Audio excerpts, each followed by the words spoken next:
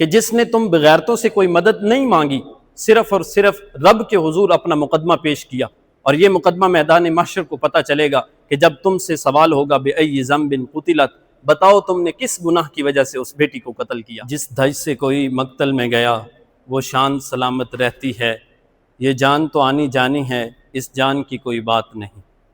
آج اس شہر کی صحیح خوب سمجھ آئی جب بلوچستان کے علاقے میں ایک لڑکی کو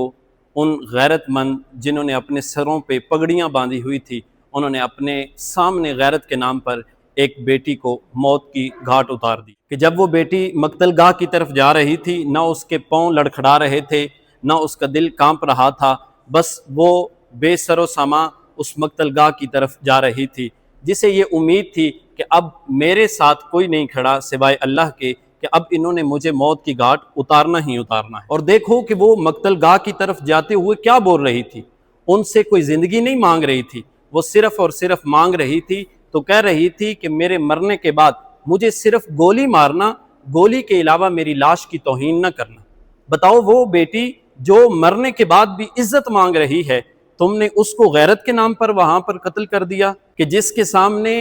موت تھی اس نے زندگی نہیں مانگی، صرف اور صرف عزت کی موت مانگی اس نے۔ تمہاری غیرت اس وقت نہیں جاگتی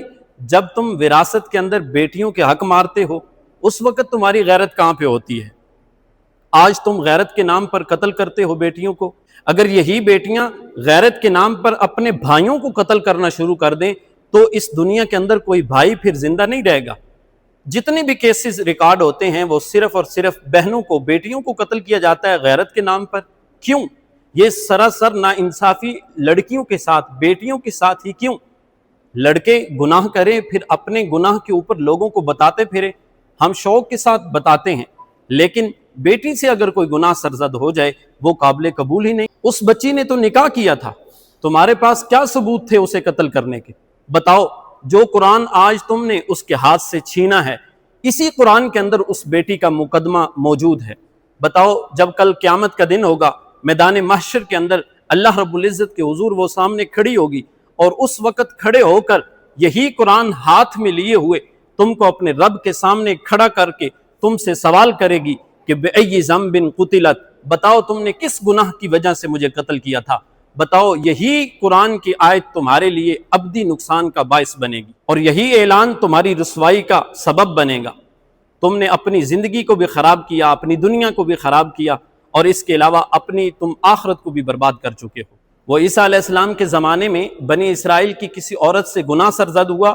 سنسار کرنے کی جب باری آئی تو عیسیٰ علیہ السلام نے کہا کہ سنسار کرتے ہوئے اس عورت کو پتھر وہ مارے جس نے زندگی کے اندر کبھی کوئی گناہ نہ کیا ہو۔ تو یہ اعلان کرنے کی دیر تھی کہ وہ سارے کے سارے اس کو چھوڑ کر پیچھے ہٹ گئے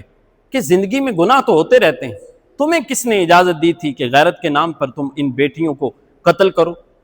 اسلام تو ان بیٹیوں کی حفاظت کرتا ہے، ان کو عزت عطا کرتا ہے، لیکن تم نے اپنا سر جو ہے اس کو جھکا کر رکھ دیا، اپنے قبیلے کے لوگوں کو سر جھکا کر رکھ دیے، ہمارے ملک کا سر جھکا کر رکھ دیا۔ وہ ہماری بہن، وہ ہماری بیٹی، وہ تو اللہ رب العزت کے حضور حاضر ہو گئی، اللہ اس کی قبر پر کروڑہاں رحمتیں نازل فرمائے کہ جس نے تم بغیرتوں سے کوئی مدد نہیں مانگی، صرف اور صرف رب کے حضور اپنا مقدمہ پیش کیا، اور یہ مقدمہ میدان محشر کو پتہ چلے گا کہ جب تم سے سوال ہوگا بِأَيِّ ذَنبٍ قُتِلَتْ، بتاؤ تم نے کس گناہ کی وجہ سے اس بیٹی کو قتل کیا۔